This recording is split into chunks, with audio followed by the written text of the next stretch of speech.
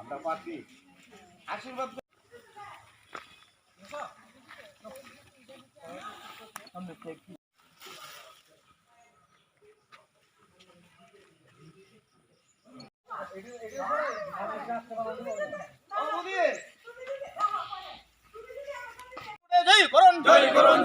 BJP জিন্দাবাদ জিন্দাবাদ জিন্দাবাদ বন্দে মাতরম বন্দে মাতরম।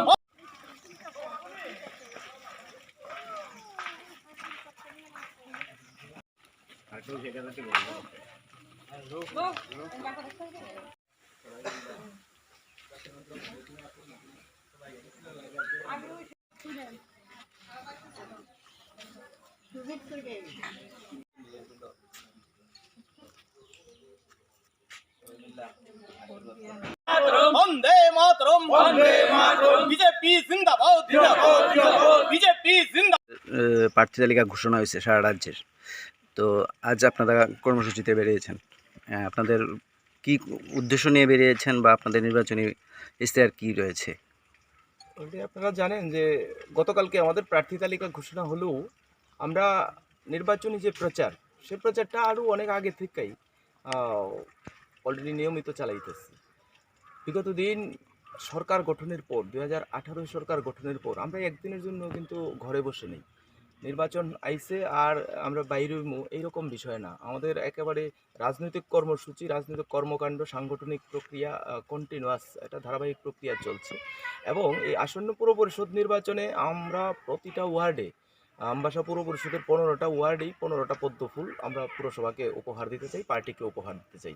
আমাদের ধলাইতে যেমন আমরা বিধানসভায় 6-এ 6, এডিসিতে 4-এ 4 এবং পুরসভা এবং নগর পঞ্চায়েত কমলপুর এবং আমবাসা, এই দুইটা কমলপুর নগর পঞ্চায়েত এবং আমবাসা পুর পরিষদে আমরা সেঞ্চুরি করতে চাই, যেখানে বিরোধীদের কোনো অস্তিত্ব নেই। আপনারা জানেন যে এর মধ্যে কেউ কেউ লুকিয়ে কোনো জনভিত্তি, যারা জনবর্জিত কিছু লোক নমিনেশন দাখিল করছে, কিন্তু তাদের কোনো জনভিত্তি নাই, জনগণের সাথে সম্পর্ক সেটা নাই বললেই চলে। আমাদের ভারতীয় জনতা পার্টি কিন্তু কালকে আমাদের যে প্রার্থী তালিকা ঘোষণা হয়েছে সেই থেকে আমরা একেবারে প্রতিটা ওয়ার্ডে ওয়ার্ডে রাতের বেলায় আমরা বিশাল বিশাল মিছিল করেছি।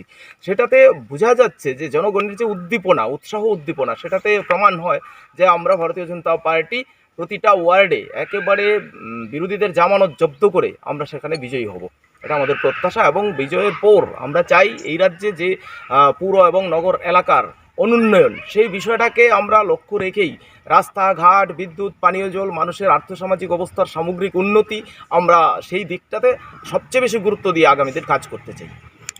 আপনার প্রতিটি 15টা ওয়ার্ড রয়েছে পৌর পরিষদের, সেই প্রত্যেকটি ওয়ার্ডে আপনাদের বিরোধী হিসেবে কাকে ধরবেন, আপনাদের প্রতিদ্বন্দ্বিতা করতে পারেন? এই মুহূর্তে বিরোধী বলতে কোনো কিছু নেই রাজ্যে, মানে প্রাতিষ্ঠানিক বিরোধী দল যদিও সিপিআইএম, কিন্তু সিপিআইএম দলও এখন অস্তিত্বহীন, জনগণের কাছ থেকে একেবারে দূরে সরে গেছে, কারণ জনগণের জন্য তাদের কোনো কর্মসূচি নেই।